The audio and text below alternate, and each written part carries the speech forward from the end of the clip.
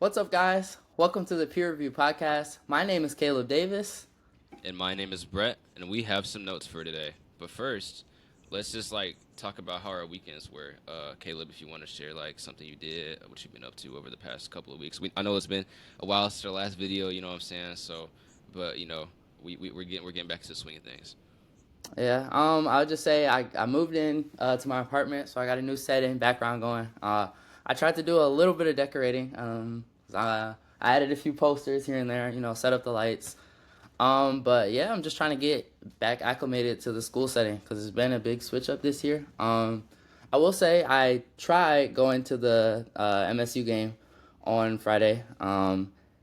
Didn't work out as well as I thought. They weren't really letting students in until like closer to the second quarter because of the weather, and I kind of got a little frustrated with that, so I got out of line. And I went to a tailgate and watched the rest of the game. So no complaints here, but yeah, I'm glad to be back on campus. And yeah, I just love being up here. But yeah, how about you? How's it been? That's what's up, man. Did they was it like thundering or something? Is that why, or like some sort of inclement weather? Yeah, and one of my friends was trying to explain it to me that like the student section seats were kind of made of metal and like there's that risk of, Like the so, like electrocution. I don't know if that's true or not, but like it makes sense. So that's Yeah. that's what I'm gonna go with. For sure. Yeah, that makes sense. Yeah, we just got back from cleaning up from a function that we hosted yesterday with heads. It's a pajama party, which was a lot of fun. And we do it every year as like a fundraiser for our annual Black Homecoming event. So we had a lot of people show up, which was great. And also, I'm helping my girlfriend take down her hair later, so that'll be fun. Oh, and I'm practicing for a band that I'm in. We started a new little thing. We call it the Soul Collective. I'm playing alto saxophone for that. Okay. So that's a lot of fun. Play a little, jazz, R&B, bossa nova stuff, like some chill stuff. So it's gonna be fun. So No, no, yeah, sounds good. Sounds good. yeah, that's what's up, man. But that being said, I just want to get us kind of started and kicked off. Moving forward, we're going to be introducing a new segment, and in this segment, we're going to touch on our specific schools, so those being Michigan and Michigan State. And we're also going to key in on Detroit sports such as the Pistons and Lions. So stay tuned and look forward to more coverage on those teams as the season kicks off. We're still waiting on training camps for both to kind of and just the season to kick off, but just as things move forward, expect more content. Yeah, for sure. I think we're like less than 2 weeks away from the first week, right, of Yep. NFL. So that's something to look forward to. Yeah. So yeah, to get right into it, today we're going to be talking about our thoughts on both the Michigan State and Michigan game, respectively, because as you know, the college football season has officially begun, which is very exciting, and we're going to talk about key players, our predictions for the future, stats from the game that we thought were interesting, things we like from new players on the team, and things we think can be improved upon because both of our teams are like relatively younger this year. I feel like there's like been a lot of switch up because both of our teams have moved on to a new coaching regime, so it'll be interesting to see kind of how the team will gel going forward throughout the season. Yeah, and kind of, I guess, to get things kicked off, starting with that, I think everyone was paying attention and kind of wondering how MSU would look under our new head coach, Jonathan Smith. And I would just say, out of the gate, there was definitely some growing pains that we're gonna have to overcome during the season. We have a new and young, and I don't want to say inexperienced, but they haven't had a lot of time to gel and play together. So I don't want to take too much on the first game, but some stuff to clean up. We started off the game like as at the end we ended up with 3 turnovers and 12 penalties, and that amounted to about 140 yards lost. So, like I said, that kind of goes directly back to that point about growing and gelling together. Because stuff like that is gonna lose you games.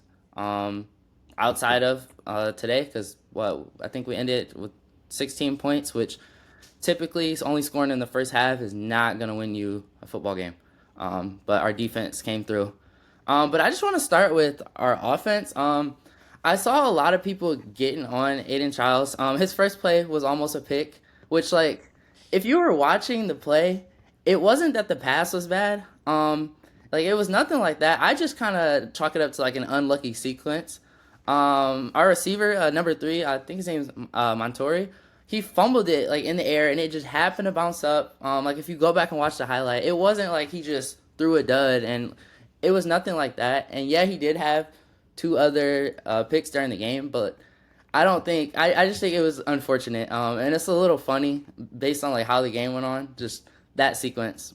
Yeah, I saw that pass too, and he's only a sophomore, so I think honestly, in my opinion, it's good that he's willing to take that risk and take chances to try to win games now. Like, I don't think that it was a terrible pass, and he threw it to where he thought his receiver can make a play at the sideline. So, I mean, I didn't hate the play. Like you Yeah, say, I mean, he just has to, learn from it. So, but I was like, dang, guns blazing right out the gate, the deep ball. I was okay. I wasn't mad at it. Um, but on his front, he was 10 for 24 on passing with a rushing touchdown. And I think that rushing touchdown kind of showed that he was pretty agile and he can move around when he needs to. Um, the two picks though, I keep seeing everyone talk about that, and you just kind of alluded to that. He's a sophomore. He's younger, and it's good to see that he's gonna take those risks, and it's good to get them out now, the beginning of the season. Whether than later on down the line when the pressure actually picks up a little bit, and things get a lot more like stuff has to be tighter.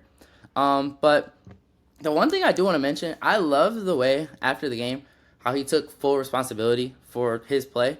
Like I think that takes character and it shows like that he is a leader, and I think that's a good step in the right direction. The one thing I do want to say, I feel like he was a bit too hard on himself because like once again, it was his first game. But then I kind of also chalk that up to he just is passionate, and I think that shows that he's a competitor and he takes losses hard, which will only help him in the long run. And I'm looking forward to watching him against Maryland next week. They just killed UConn, so I'm a little on the fence, but yeah, I'm excited for him. But yeah, did you have anything you wanted to add for now? yeah, I was just gonna say I agree. I think he has the athletic tools to be successful. He's elusive in the pocket.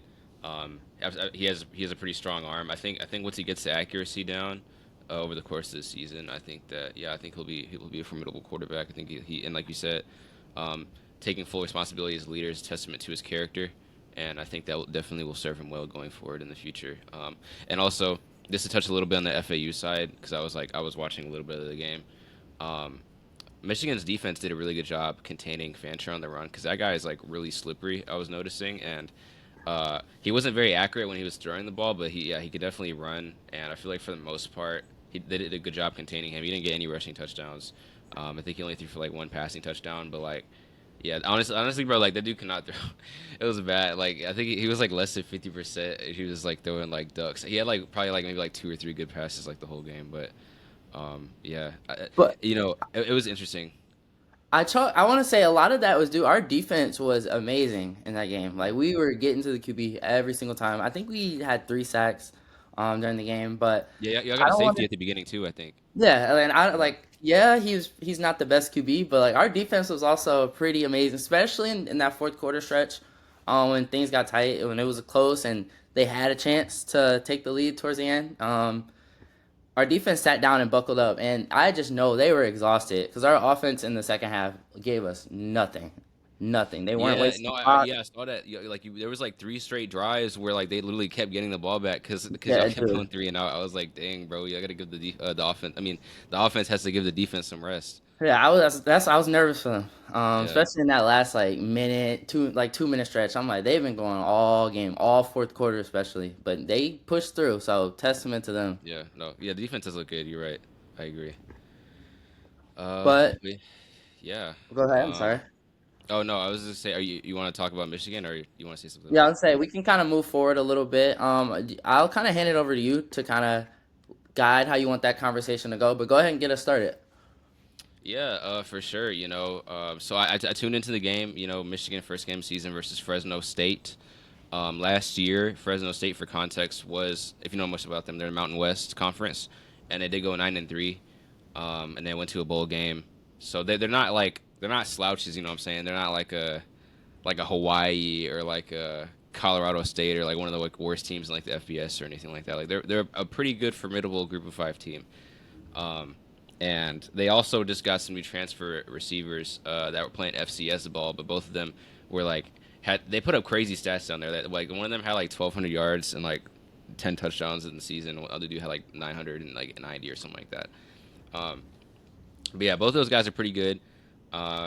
And that with that being said, I think there are a lot of people that are like overreacting to Michigan not like blowing them out by like 50 points because people have to understand. I saw somewhere that we returned I think like the fourth fewest seniors like out of like any team that was like competing for a championship last year or something like that. But yeah, like basically, the only guys who were like key guys we really have coming back from last year's team are Mason Graham, Rod Moore's injured, Will Johnson, Makari Page, Donovan Edwards, and then like yeah, the entire offensive line is basically new. Samaj Morgan was here last year in like a kind of like a punt returner role, our wide receiver. But again, so like you said, most of these guys are going to need time to gel and to understand how like chemistry and how that is going to work. The one thing I do also want to call out is that I feel like people were a little bit too harsh on Davis Warren's play. I think I'll be honest. I was a little bit critical last night, but the more I've been thinking about it, like this was his first start in like 5 years, and it's like 107,000 people in the stadium. It's rocking. It's like 8 o'clock at night. The lights are quite literally the brightest they've ever been in his career. And I think as the game went along and he got more comfortable, I think I saw a lot of progression from him within the same game. So I think that was really impressive to me. Because at the beginning, he seemed a little jittery. They were only letting him really throw like quick little screen passes or like quick hitting out routes, and then it's Short like running routes, the yeah. ball up the middle, right? But as he got more comfortable, they started doing like deeper crossing routes and like letting him throw the ball a little more downfield, especially in the fourth quarter. Because up until then, I think when it was only like 10 minutes left in the fourth quarter, it was like it got close. Like it was like 16-10 or something like that. So we finally started clicking in the fourth quarter when they put everything together. So for me, that's a good sign. Like if it was like the other way around, if we were playing really good and then started like tapering off at the end, like barely scrape by, I would definitely be a lot more worried going into next week playing Texas than I am right now. But with that being said, I think my biggest like disappointment slash question mark for the game was like Donovan Edwards. I feel like I mean he's the Madden excuse me the college football 25 cover athlete as we know, but he only had like 30 yards and like 11 carries, and I think part of it is him, but I also think part of it is on the coaching and how he's being utilized. I don't think he's like a every down back that can just like run between the tackles and jump cut like Blake Corum used to do and stuff like that. I think he needs to have like he needs to be in like four wide receiver sets with like zone reads. That way, like the defense is spread out and there's not like 10 people in the box. Because when he finds the hole with a pulling guard behind him, he's gone. We've seen it in the Washington National Championship game last year. He had like two touchdowns that were like 60 plus yards. Um, but I think with that being said, like I feel like Michigan should utilize him in a different way, and I also think that he should be more involved in the receiving game. I remember like even 2 years ago in the 2021 season, we did a lot of plays where he would like come off on like screens and swing routes and be effective that way. He would be able to catch wheel routes coming out of the backfield. You know what I'm saying? And I feel like we didn't do a lot of that. But also, again, I think I've seen them do it before, especially leading up to like big games. But they're probably holding back a little bit, and they probably were just trying to do basic, inside runs and like screen passes and simple like out routes because like they don't want to put too much stuff on film for Texas next week, considering they're going to be probably one of the toughest opponents we play this year, besides Ohio State, Oregon, whoever. Um, but yeah, so like I mean, I could see either argument of Donovan Edwards is sucks or he's like ineffective and we should go with Mullings as like the number one back, or like maybe we should just utilize him in a different way. So I think he should get the chance to be utilized in a different way first before people make their judgments, and also let the season go how it goes. And he also has this weird like mental ability to just somehow show up in like the biggest games of his career. Like he always shows up against Ohio State. He showed up in the national championship game. He showed up against Penn State. Like I think next week he can put all the rumors to bed about him not being the number one back. So we'll see how that goes for them. Um, yeah. Do Yeah. you have any thoughts? I just wanted. I was gonna start off kind of the same as you. I was a bit worried in the beginning because they kind of started off the game slow. But like you said, they kind of turned it up eventually as the game progressed. I do want to say I don't think your guys' QB play is that great this year, but I think that's kind of everyone kind of understands that. But I kind of where I want to take this. I think your offensive line was the biggest issue in this game on the offensive side of the ball, just because I just don't think they were doing a good enough job. They weren't giving Davis Warren enough time, a lot of time in the pocket.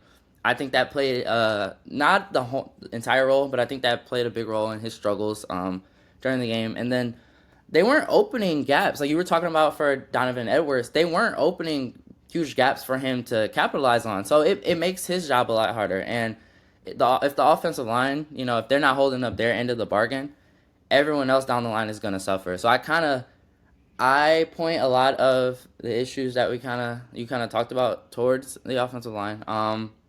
I do also want to say, Khalil Mullins, he can take a hit. I was watching him like that guy Yeah, he's a tank. I'm not he's a beast. super. I don't watch a whole lot of your guys' games. Obviously I have as of late and will moving forward, but he can take a hit. And then the last thing I kind of had was your kicker. Your kicker, I think he made that 55-yard field He goal. somehow like for the past like 4 or 5 years always have like an insanely good kicker. Yeah, I was like, So, this yeah, kid is crazy. And the one thing I think you guys still do this year have a championship level defense. You guys are doing a yeah, great job pressuring the QB.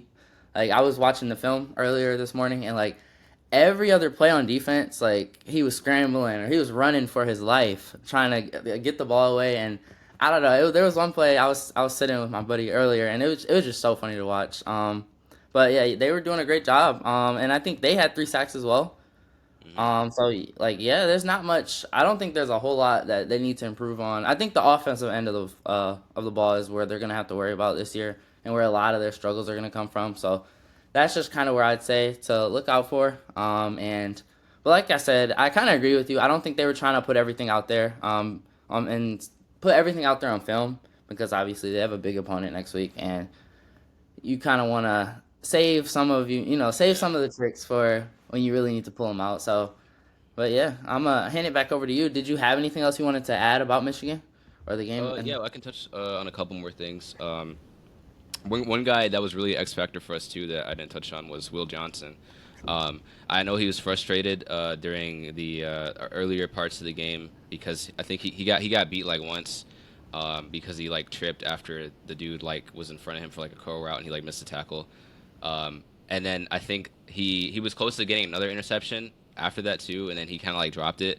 So I think that really fueled him in the fourth quarter when he finally got that pick six return for a touchdown.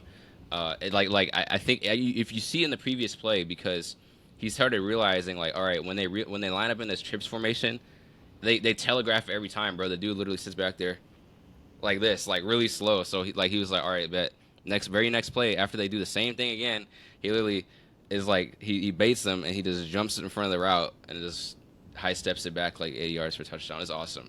It was really cool seeing his instincts for the game. Because when people say that he's like the best corner in the league, I don't think they really understand. It's not just about physical ability, like his intellect and like IQ for the game is really off the charts too. Like he just does a great job reading the defense and knowing what they're gonna do before they even know what's gonna happen. So I thought that was cool.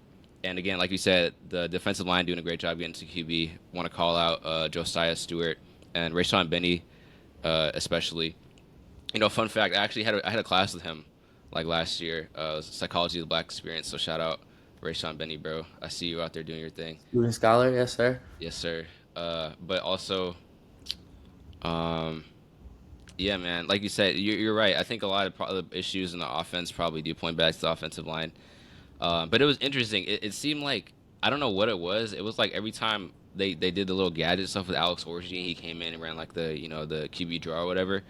It was like they blocked better somehow. Like especially like run blocking. Like whenever Donovan Edwards is in the game, like yeah, it's like there's no space that he's there for like 2 yards in a cloud of dust. But as soon as he's in there, it's like oh like let me actually like try. I don't know what that was about, but yeah, only carried the ball like 5 times, but he got like 30 yards, while Donovan Edwards was averaging like 2.5 yards a carry. So I don't know what like that was about. I guess, but That was just a big thing, like jumping off the screen for me. Like when I was watching the film, I was yeah, like it was no, they got no time, and like they were just getting blown back, and I don't know what that was about. I agree. Yeah, and I wasn't all used those to guys seeing are that new, either. so hopefully they're like oh like this is like live game action. Like this is what this is Hmm. gonna feel like. So hopefully they're more prepared going into next week. Miles Hinton was on the team last year. I think he made a couple of starts for us, but then he got injured, so then he was able to like redshirt and then come back. But that was like really the only guy that has like some experience for us there, left tackle. And that's kind of the point where I want to take this with both fan bases, like Michigan and Michigan State. Like everyone's gonna talk down, oh, the team's not ready. Oh, talk down on all the little things, but it takes games like these, especially with younger groups, and like to gel and to build. And it's I just want to keep saying this. It's good to get this stuff out of the way now, and for it to be noticed and picked up on and fixed throughout the season. Then, 5 weeks into the season when shit hits the fan, and it's just Yeah. I don't know, and I don't like when people you can't go based off one game. You can't already judge the whole season. You can't predict the entire year based off, a few plays. Like, I want to keep reinforcing that. And then there was one thing I wanted to add, because I like to watch post game interviews after games. And I mentioned Aiden Childs' interview, but I also liked Jonathan Smith's interview. He talked about we did win the game, but we did have some things we needed to clean up on, and I kind of look out for that. I like to watch in wins and losses how you come out after, because if, some people like to gloat when they win, but when they lose, they don't want to talk to the media. And I don't know. I pay attention to that, so I'm gonna keep talking about that and bringing it up throughout the course of the season. So I'm just making sure that point's out there. But yeah, that's something I definitely do look for, because I think it tells a lot. No, yeah, I agree. I think the story that your team wants to tell and the culture that they're building is just as important as like the product that they're putting on the field. Because at the end of the day, like the players have to buy into what you're trying to do, and like you need to be unified and trying to work to be better for the next game on that front. And it starts, like you said, at the top with the head coach. Uh, but yeah, But I think like yeah, that was all I had on the Michigan side, and I'm excited to see what happens next week for Texas. I wanted to add one more time moving forward. Like we mentioned at the beginning, we're gonna continue with this segment where we kind of touch on MSU sports, Michigan sports, and then Detroit sports as a whole. So keep looking forward to that, and I'm gonna hand it over to you to kind of wrap things up for us, Brett. Yeah, for sure. Um, we thank you so much for tuning into the Peer Review podcast today. We also personally monitor all of our accounts, and we love to hear your feedback. Do you agree with us? Do you disagree? Do you think Michigan is the best college football team in the country? Do you think we suck and we cheated and our championship should be vacated? You know what I'm saying? So let us know. We want us to cover a variety of different topics. Let us know that too. We thank you again for listening.